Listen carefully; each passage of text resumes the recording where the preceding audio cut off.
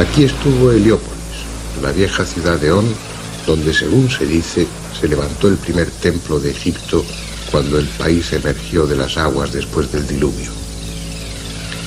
Nada queda del templo ni de la ciudad, y no es extraño, porque desde entonces han transcurrido cuando menos 5.000 años. En época mucho más reciente, en el siglo III a.C., vivió aquí Manetón, un sacerdote guardián de los archivos sagrados del templo de On. Él tuvo a su alcance los más antiguos documentos y escribió una historia de Egipto. Con su última parte, la que se inicia en tiempos de Menes, el primer faraón de la primera dinastía, arqueólogos e historiadores están de acuerdo. Pero lo que, según Manetón, sucedió antes de esa historia conocida de Egipto, solo los más románticos pueden aceptarlo, porque este sacerdote historiador, que pudo consultar los más viejos archivos, afirmó que antes de la primera dinastía hubo otras 6 cuyo reinado duró 24.925 años. Pensar que 30.000 años antes de Cristo ya había comenzado la historia de Egipto produce escalofríos, pero lo cierto es que el pasado acumulado en las arenas de este desierto y a ambas orillas del Nilo es conocido solo en parte. De forma misteriosa, surgió de repente una cultura perfectamente desarrollada.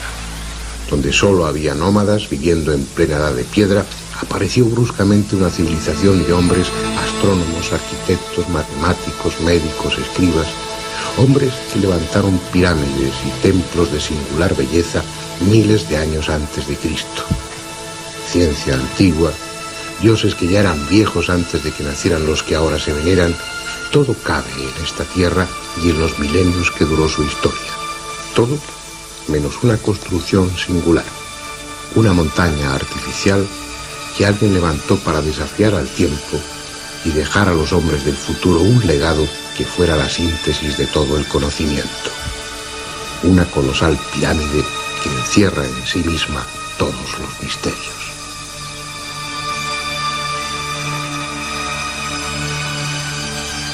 Este es el país de las pirámides.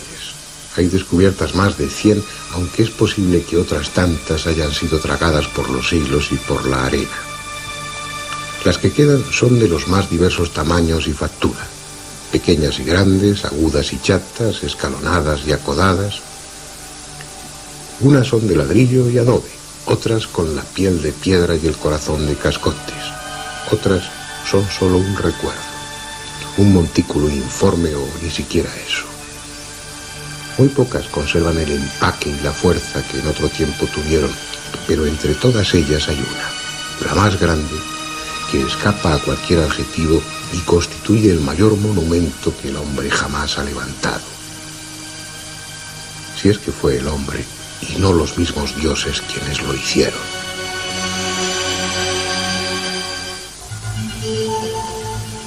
A 12 kilómetros de la moderna ciudad de El Cairo y a orillas del desierto libio hay una meseta llamada de Giza.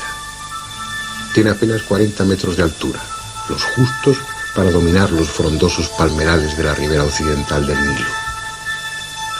La suave pendiente que llega hasta el promontorio ha sido recorrida por millones de personas, viajeros, curiosos, peregrinos, sabios, místicos, aventureros. Todos ellos atraídos por el misterio que rodea a este edificio singular. Más de 2,5 millones de bloques de piedra que pesan entre 2 y 60 toneladas cada uno. Para transportar toda esta piedra harían falta 800.000 camiones de gran tonelaje. Uno a continuación de otro, esos camiones formarían una fila que llegaría desde Madrid hasta los confines de Siberia. En su base cabrían 8 campos de fútbol y su altura es la de un edificio de 50 pisos.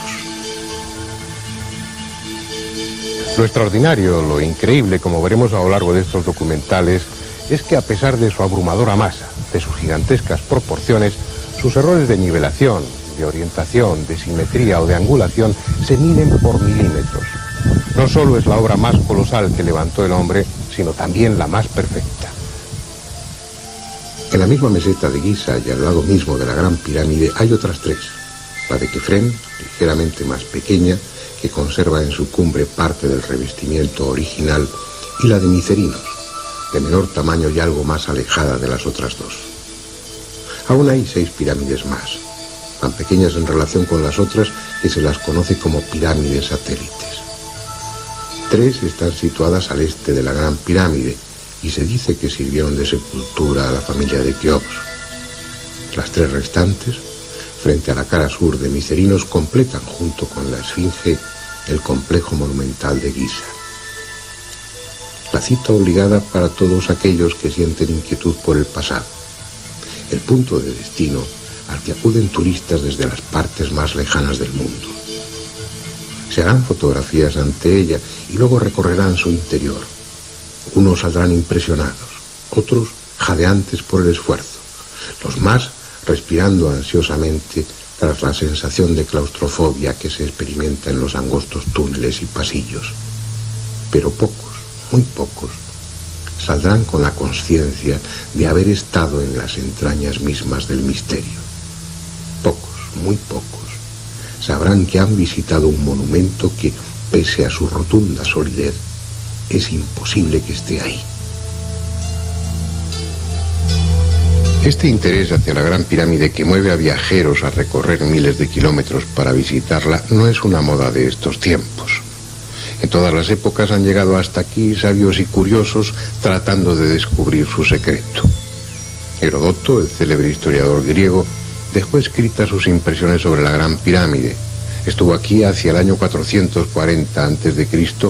y dio detalles sobre la construcción que hoy ya no están a nuestro alcance. Por ejemplo, contó que las caras de la Gran Pirámide estaban cubiertas de escritura, unos signos de los que ya nada se sabe. Abd al-Latif, un historiador árabe del siglo XIII, también se refirió a esa escritura. Dijo que en las 4 caras de la pirámide había un número tan grande de inscripciones que con ellas podrían llenarse 10.000 páginas.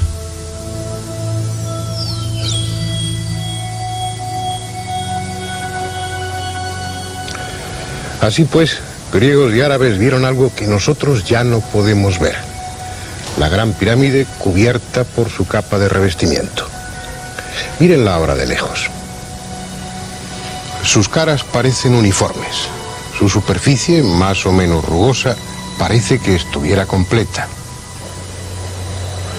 Vista así de cerca, es una montaña de piedras dispuestas en hiladas que forman escalones, y es porque le faltan los bloques de revestimiento. Solo quedan estos pocos, muy deteriorados, pero fueron 27.000 que cubrían las 4 caras de la pirámide, transformándolas en poco menos que un espejo, de lisas y pulidas que estaban. Debiera ser un espectáculo impresionante contemplarla bajo los rayos del sol, sobre todo si, como dicen, estaba pintada de rojo. Ahora lleva 700 años desnuda. Hacia el siglo XIII hubo grandes terremotos que asolaron el país y echaron por tierra la mayoría de los edificios.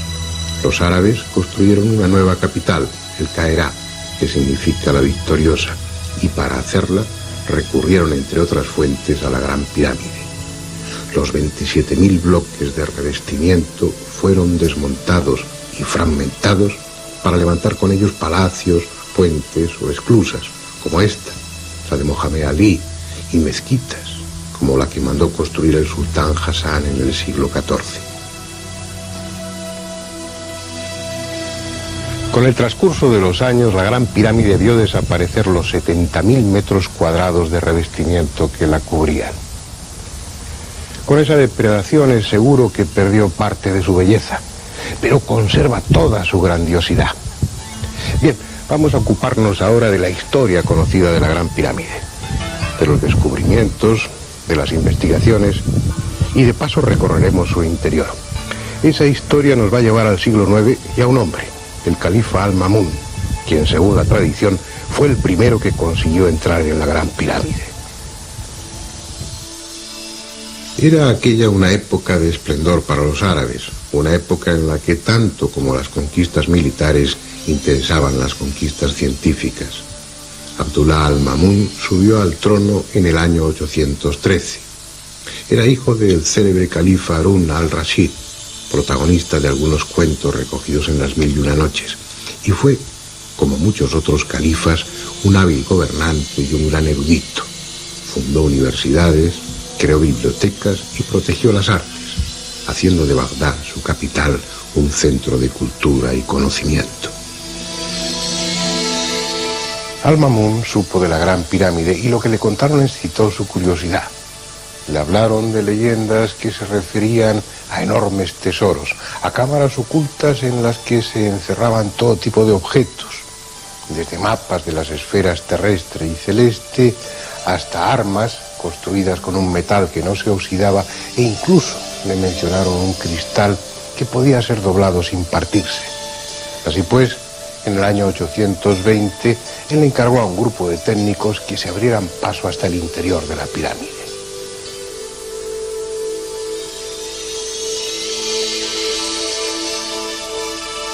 El resultado fue esta galería por la que hoy entran los turistas.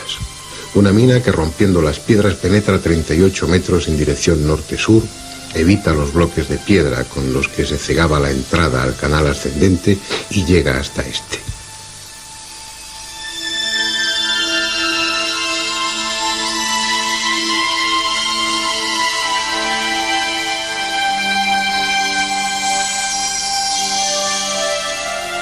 Dicen que los obreros oyeron bajo ellos el ruido producido por una piedra al desprenderse y excavaron un pozo, encontrando así el canal descendente y subiendo por él la auténtica entrada de la pirámide.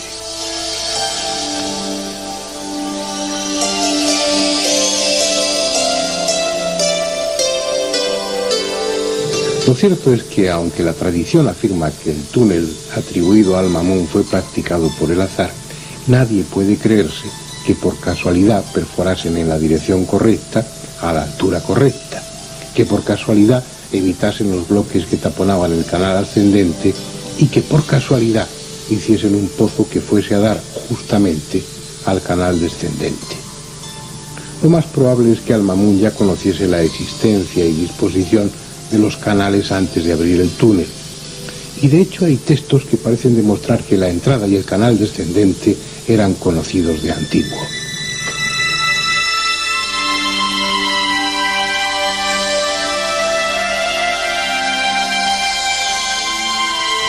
Estrabón, en el año 24 a.C., escribió que a cierto nivel, sobre uno de los lados de la pirámide, hay una piedra que puede retirarse y deja ver la entrada de una galería o siringa que termina en la tumba.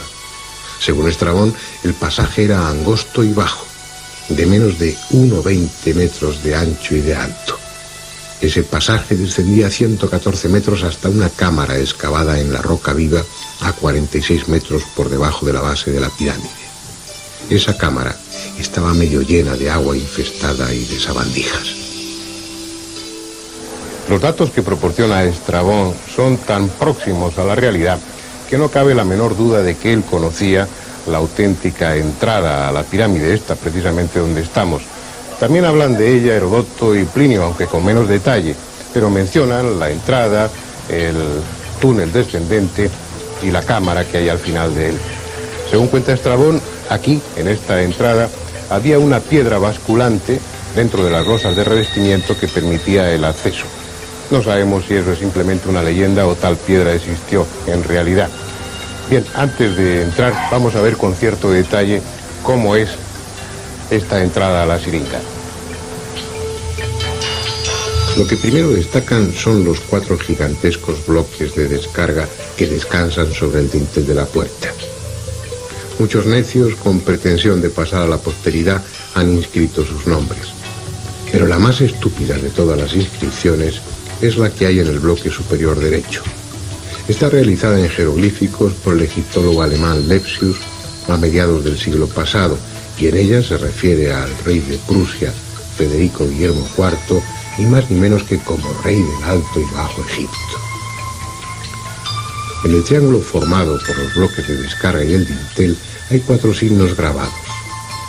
Un tetragrama que nada tiene que ver con la escritura jeroglífica egipcia ni con ninguna otra escritura conocida. No se sabe quién grabó esos signos ni cuándo. Quizás sean la obra de un bromista, o tal vez estén ahí desde el principio y constituyan la clave secreta de la pirámide. Bueno, creo que ha llegado el momento de que penetremos hacia las entrañas de la Gran Pirámide. Pero no lo haremos por el túnel abierto por Al-Mamun, que es el que utilizan habitualmente los visitantes, sino por la entrada original, que es la que estamos describiendo y que se encuentra a 17 metros de altura.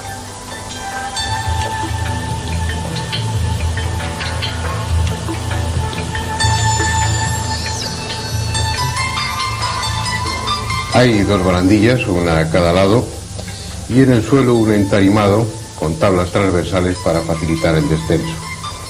Al objeto de que tengan ustedes claro dónde nos encontramos en cada momento y cuál es el recorrido de los túneles, iremos insertando un esquema con la posición en la que nos hallamos en cada instante. Vamos para allá. El camino ha de hacerse en postura incómoda, porque el pasaje solo mide 1 metro y 22 centímetros de altura por poco más de 1 metro de ancho. A los 30 metros de recorrido ya hemos dejado la pirámide y estamos bajo ella, hundiéndonos cada vez más en el subsuelo. Ese canal descendente tiene en total 105 metros y 15 centímetros de longitud. Y estamos a más de 30 metros por debajo del nivel de la meseta. Ya abajo del todo, al final del canal descendente, se abre un pequeño tramo horizontal aún más angosto. Tiene apenas 90 centímetros de anchura por 80 de alto. Pero merece la pena internarse por él y recorrer su corto trayecto. Apenas tiene 9 metros, porque al final está la cámara del caos.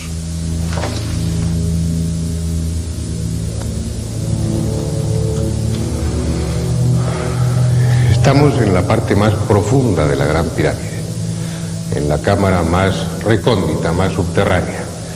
Está labrada en la roca viva y es por tanto una caverna artificial, aunque por su irregularidad, por su aspecto primitivo e inacabado, ha recibido diferentes nombres, entre ellos el de cámara inacabada o cámara del caos.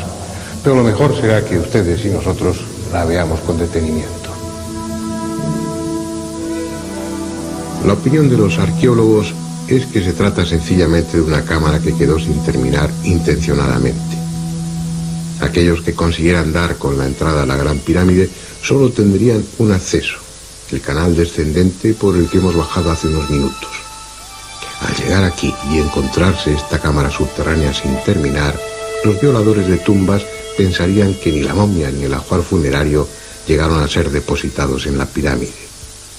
Según ese criterio, estas masas de piedra a medio trabajar no tendrían función práctica alguna. Sin embargo, observen cómo paredes y techo están perfectamente labradas, respetando los mojones de piedra, obligando a los obreros a trabajar en unas condiciones excepcionalmente duras, arrastrándose por espacios de apenas 25 centímetros para labrar el techo. ¿Qué sentido tiene eso? Si lo que se pretendió era dar a la cámara el aspecto de inacabada sin más, ¿por qué no haber reducido la altura de esos bloques informes para trabajar en condiciones normales? Si lo hicieron así, tendrían sus razones, como las tendrían para abrir ese túnel, enfrente del que sirve de entrada y que penetra 14 metros en dirección sur para terminar bruscamente. Las mismas razones que les llevaron a abrir este pozo cuadrado de 2 metros de lado y que apenas llegaba a 3 metros de profundidad, como el túnel de la pared sur, tampoco conducía a sitio alguno. El coronel Weiss, a mediados del siglo pasado, profundizó 9 metros más el pozo, buscando una posible cámara, pero no encontró nada. Hoy el pozo está lleno de arena y cascotes. Si el descenso por el estrecho canal era incómodo, la subida, superando los 26 grados y 34 minutos que tiene de pendiente, es aún más dura. De seguir todo el trayecto del túnel llegaríamos a la puerta exterior, pero si cuando hemos recorrido unos 85 metros nos detenemos, veremos la entrada original a otro pasadizo, el ascendente, cegado por grandes bloques de piedra. Debajo de este entablado hay 3 escalones en la piedra que se corresponden con la entrada al canal ascendente. Durante la construcción de los túneles y en las ceremonias previas al sellado de la pirámide, debía haber una rampa que facilitaba el acceso al canal ascendente todavía abierto. Llegado el momento, La rampa fue retirada y la entrada al canal ascendente cegada con 3 grandes bloques de piedra que se dejaron deslizar desde más arriba. Está claro que por aquí no podemos acceder al canal ascendente. Será preciso que salgamos al exterior y utilicemos, como el resto de los visitantes, el túnel abierto por Al-Mamun. En el esquema vemos como el túnel perfora la pirámide desde más abajo de la entrada original y, siguiendo un trayecto horizontal, evita los bloques que obstruyen el canal ascendente y llega directamente a este. El canal ascendente es algo más confortable que el descendente que antes recorrimos. Mide un poco más de 1 metro de ancho y tiene 1,20 metros de altura. Es en sí mismo una obra perfecta de ingeniería. Sus medidas se mantienen constantes y exactas a lo largo de los 37,5 metros que mide en total. Las piedras de paredes, techo y suelo ajustan con precisión y están pulidas. Las de suelo no están a la vista porque se ha dispuesto una rampa de madera con travesaños para facilitar la subida, porque este túnel también tiene una importante pendiente, exactamente la misma que el canal descendente, 26 grados y 34 minutos. No es un camino fácil, pero merece la pena el esfuerzo porque al final de ese pasadizo está la gran galería. Estamos ya a 22 metros por encima de la base de la Gran Pirámide, donde se abre la entrada a otro túnel, esta vez horizontal. Veamos a dónde conduce. Se trata de un pasadizo relativamente cómodo que avanza en dirección norte-sur.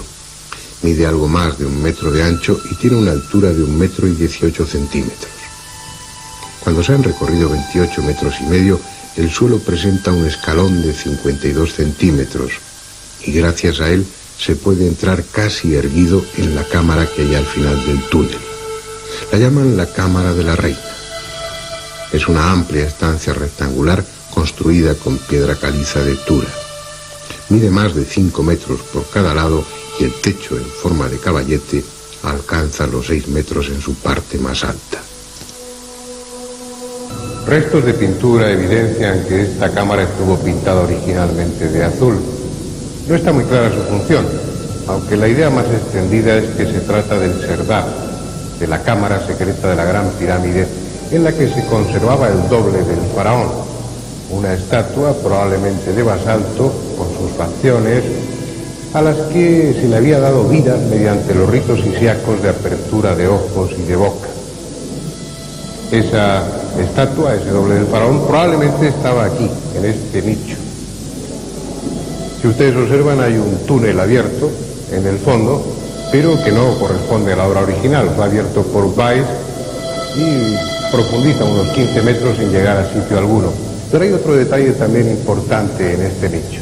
En la parte de arriba se ve claramente cómo no corresponde con lo que sería el centro lógico de la cámara, sino que está desplazado 60 centímetros. Y eso es con toda seguridad por una razón: para que el nicho y consecuentemente el doble del faraón, la estatua de basalto, quedase justamente en el eje de la Gran Pirámide, como así sucede.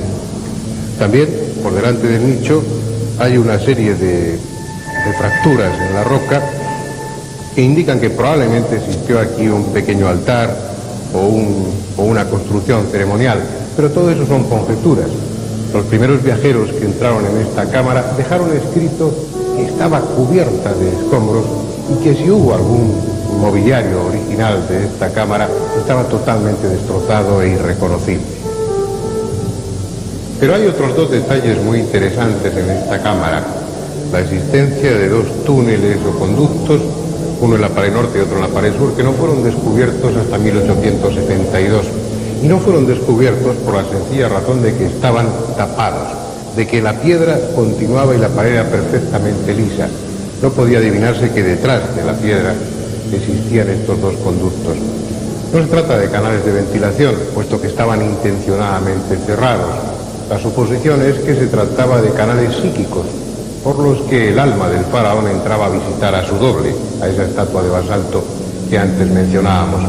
En cualquier caso, la realización de estos 2 conductos que suben, se extienden a todo lo largo de la pirámide perpendicularmente a las paredes norte y sur, La realización de estos túneles, insisto, es una demostración del nivel técnico y constructivo de aquellas gentes, puesto que los planos no pudieron modificarse en ningún momento, ya que los canales se fueron haciendo a medida que la construcción iba avanzando. Esa idea de que eran canales para el paso del alma del faraón, del Ba, es la idea más generalizada. Sin embargo, uno se pregunta, ¿para qué dos canales? ¿Acaso necesitaba uno para entrar y otro para salir? Y aún más, ¿para qué la existencia de los mismos canales? ¿Es que acaso el alma no puede atravesar la piedra? Porque el hecho es que estos agujeros estaban tapados con piedra. Por lo tanto, el alma no podría entrar ni salir. Y si podía atravesar la piedra, entonces ¿qué necesidad había de los canales? Tal vez simplemente señalaban un camino, pero si es así, ¿por qué abiertos al norte y al sur, cuando en la vida de Ultratumba precisamente las direcciones importantes son el este y el oeste? Estos canales siguen siendo un misterio, a pesar de que en los círculos arqueológicos se sostenga que fueron canales psíquicos. Un misterio al que se ha venido a añadir otro nuevo, algo que complica aún más las cosas. En 1993, mientras se realizaban una serie de obras para mejorar la ventilación en el interior de la pirámide, el ingeniero alemán Rudolf Gattenbing tuvo la ocurrencia de introducir precisamente por este canal un pequeño robot provisto de una cámara de televisión. El robot ascendió sin problema durante los primeros 65 metros, pero llegado a ese punto tropezó con algo inesperado. Una puerta interrumpía su paso, una pequeña puerta en la que, a través de las imágenes que ese mismo robot grabó, parecen distinguirse dos pomos de cobre o de bronce de los que se desprende una estela de oxidación. ¿Qué hay detrás de esa puerta? Un secreto más de la Gran Pirámide. Bueno, ahora volvamos a ese punto en el que coincidía el canal ascendente con este otro horizontal que nos ha permitido llegar hasta la Cámara de la Reina.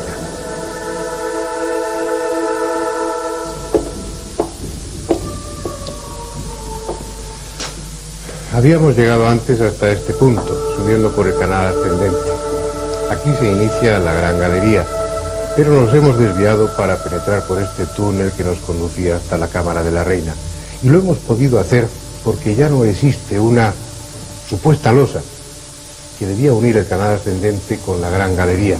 Pero estos 5 nichos en la pared dan a entender claramente que esa losa, que esa cubierta fuera de piedra o de otro material existía, y que este túnel, este pasadizo y esa cámara se conservaban en el más absoluto secreto. Pero ya la hemos visto. Ahora continuemos nuestro ascenso a través de la Gran Galería.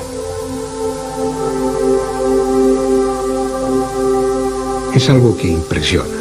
Mide casi 9 metros de altura y algo más de 46 metros de longitud. Sobre ella gravitan millones de toneladas de piedra. Y quizá fuera mejor no saberlo, porque ese peso llega a sentirse en el ánimo y lejos de tranquilizar al viajero, este amplio espacio de la Gran Galería parece agobiante y a punto siempre de derrumbarse. Sin embargo, no hay solidez más probada, porque permanece así, inalterable, desde hace quién sabe cuántos miles de años.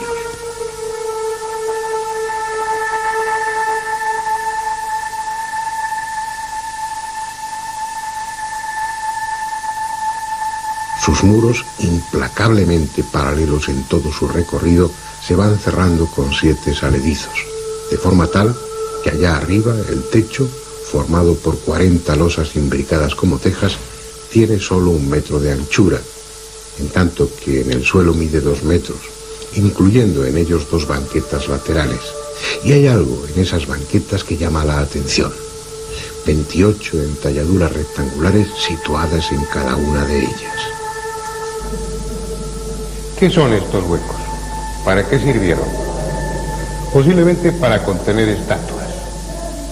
Según dijo el historiador egipcio Manetón, Keops era el 28º rey de Egipto después de Menes, el fundador de la primera dinastía.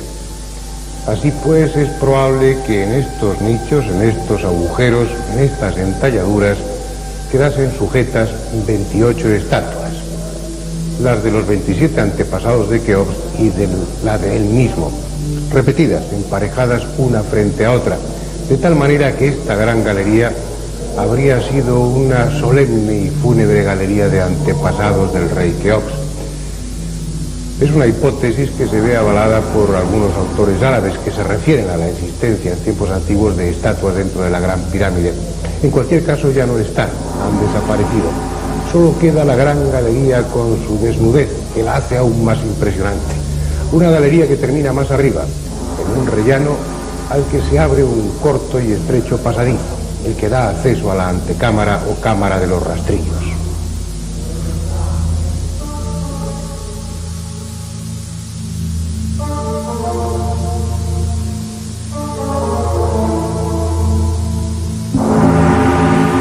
De todas las estancias de la Gran Pirámide, esta pequeña cámara es la que parece haber desempeñado una función más definida. Las 3 correderas talladas en las paredes laterales, las 4 ranuras verticales de la pared sur y algunos otros detalles sugieren que esta cámara quedaba cerrada con 3 losas de piedra que se dejaron deslizar desde arriba mediante un sistema de cuerdas. Cuando entraron los primeros profanadores, las losas habían descendido y estaban en su sitio, tapando el acceso a la cámara del rey. La prueba es el destrozo que tuvieron que hacer en esta piedra, hoy reconstruida con yeso, para pasar por encima de las losas que obstruían la entrada. Hoy de esas losas que taponaban el conducto no queda ni resto, y el acceso a la cámara del rey está perfectamente abierto.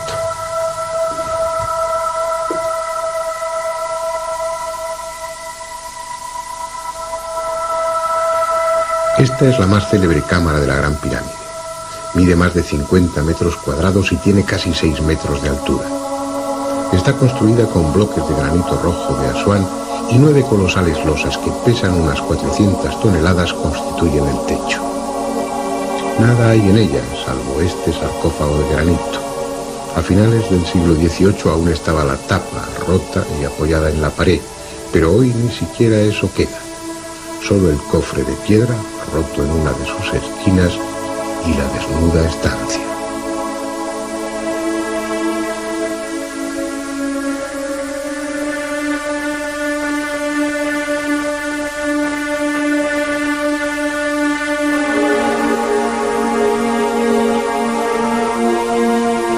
En 2 de las paredes, la norte y la sur, se abren 2 canales de ventilación. A diferencia de los que hay en la mal llamada Cámara de la Reina, estos sí tienen salida al exterior y hoy están dotados de 2 extractores de aire para renovar el ambiente y eliminar la humedad producida por los miles de turistas que la visitan.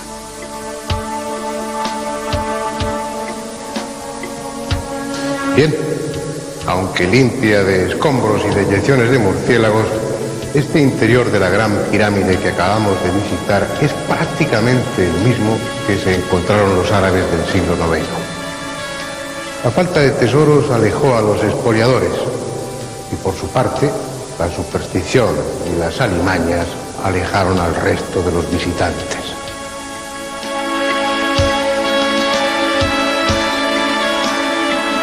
Más tarde, la demolición de toda la capa de revestimiento para abastecer de piedra a El Cairo supuso la acumulación de grandes cantidades de escombros. Por la entrada auténtica cayeron tanta arena y cascotes que el canal descendente quedó obstruido en un centenar de metros de su recorrido. El túnel inferior, el que abriera al Mamún, ni siquiera era visible porque el desierto y los escombros cubrían la pirámide hasta 10 metros de altura. Y así estuvo durante siglos, hasta el Renacimiento, época en la que volvió a renovarse el interés por las culturas antiguas y los pasadizos fueron de nuevo abiertos. Hubo otros visitantes y se produjeron nuevos hallazgos. En 1638 llegó hasta aquí John Greaves, astrónomo matemático y geómetra inglés. Leyendo a Pitágoras dedujo que en la Gran Pirámide estaban registradas las medidas fundamentales de la Tierra, y él fue el primero en señalar la existencia de un pozo del que hasta este momento no había constancia escrita. Un pozo que con toda seguridad ustedes no conocen. Vayamos de nuevo al interior de la pirámide para verlo. Estamos en la parte inferior de la Gran Galería. La ausencia de un sillar deja al descubierto un estrecho canal que desde hace muchos años está cerrado a los turistas y que por su trayecto casi vertical es conocido como el Pozo. Nunca hasta hoy había sido filmado, así que ustedes serán los primeros que pueden verlo, aunque parte de las imágenes carezcan de la necesaria calidad, porque el calor y la humedad dejaron fuera de uso la cámara profesional y fue preciso recurrir a otra pequeña cámara auxiliar. En realidad no es un pozo, sino un canal de 70 metros de longitud que, salvando un desnivel de 50 metros, comunica la Gran Galería con el canal descendente, muy cerca de la Cámara del Caos. La parte superior del peligroso canal está abierta en la mampostería de la Gran Pirámide y fue excavada cuando el monumento ya estaba construido. Su trazado, irregular y tortuoso, deja al descubierto las aristas de algún que otro bloque de piedra. No es un pozo que estuviera previsto en los planos de la pirámide. Fue excavado mucho después, con una intención que desconocemos.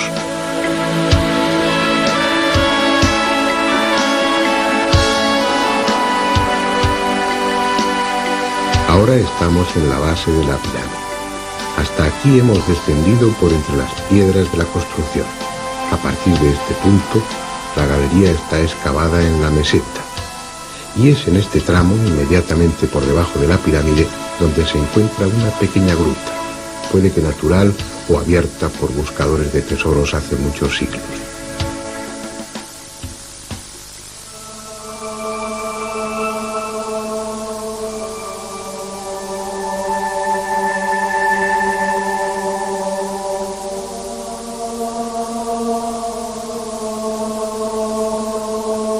Otro detalle importante es la obra de mampostería, que indica que esta parte fue hecha en la época de la construcción de la pirámide.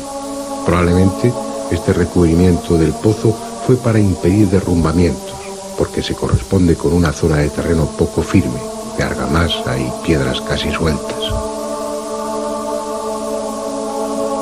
Más abajo ya no hay necesidad de muro alguno, porque el pozo se abre paso en la roca firme. Unos huecos en las paredes permiten apoyar apenas las puntas de los pies. El aire está enrarecido y el sudor termina por formar una compacta capa con el polvo y la arena desprendidos. No es un lugar agradable para pasear, pero nos hemos propuesto recorrer todos y cada uno de los huecos que hay en el interior de la Gran Pirámide. Por fin, el pasaje desemboca en la Siringa, en el canal descendente. La misión de este último trozo del pozo descendente, que desemboca precisamente aquí, parece clara, y era la de facilitar el descenso de los obreros desde la superficie para que así no se encontraran con los otros que iban trasladando escombros de canal descendente arriba. Después, en una fase posterior de la construcción de la Gran Pirámide, cuando se colocaron las primeras hiladas de piedra, ya de una forma inevitable quedó cerrado el pozo por su parte superior. ¿Quién perforó desde arriba, uniendo la Gran Galería con este antiguo pozo? ¿Para qué y cuándo? Son cuestiones no resueltas. En otro momento nos permitiremos especular sobre ello. Ahora es preciso que terminemos nuestro recorrido visitando otras cámaras a las que los turistas no tienen acceso, justo encima de la Cámara del Rey.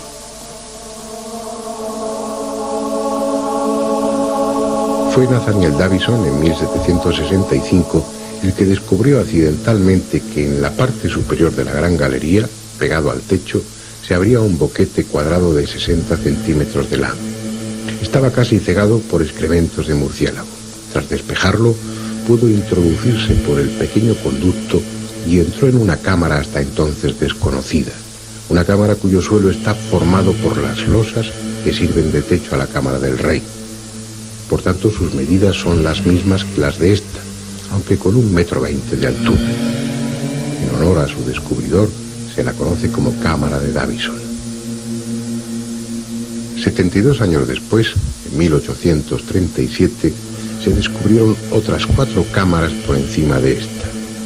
Fue a base de dinamita y bajo la responsabilidad de un coronel inglés retirado llamado Howard Weiss. por lo que las cámaras fueron bautizadas muy británicamente.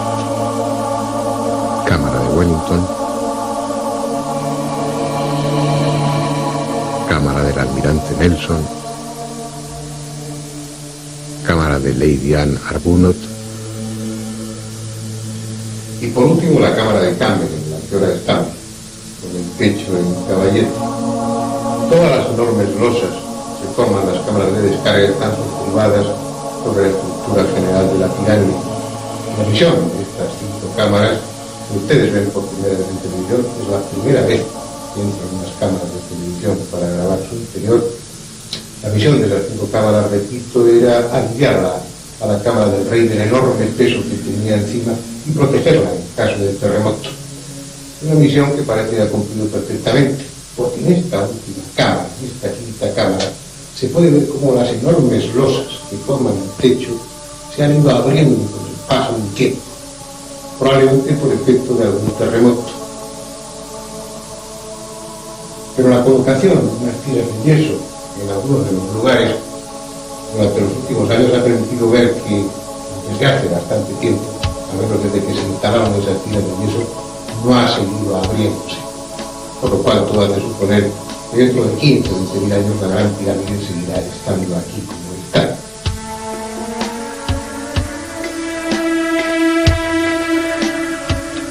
Hay en esta 5ª cámara de descarga, la última, un elemento clave en la historia de la Gran Pirámide.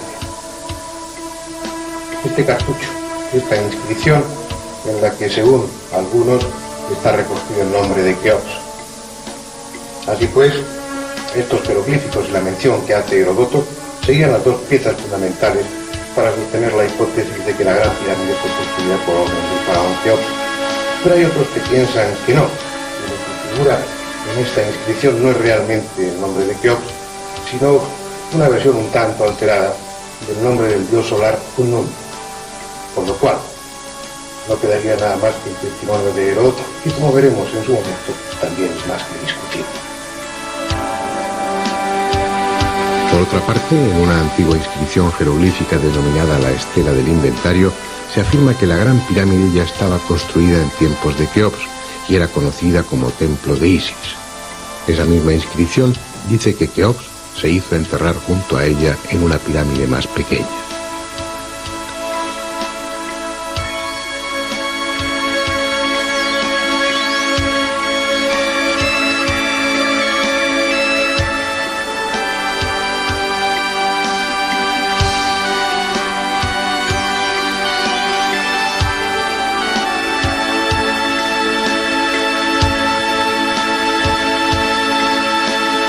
No es un tema resuelto.